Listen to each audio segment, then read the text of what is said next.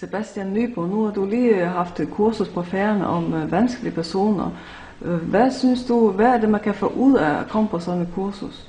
Jeg tror, det væsentlige, altså det man kan tage med hjem direkte, det er en forståelse for, at mennesker er forskellige. At der er sådan 4 primære intelligenser. Nogle mennesker er meget IQ-orienteret, analytiske. Nogle mennesker er meget SQ, altså viljesorienteret. Nogle er EQ, følelsesmæssige. Og nogle er meget FQ, forandringsorienteret.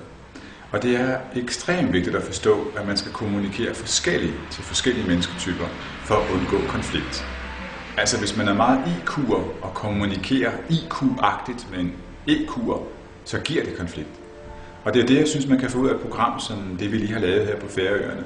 Man får en indsigt og en række værktøjer, der gør det muligt for en at takle konflikter på en ny og bedre måde. Det lyder rigtig spændende. Tak skal du have.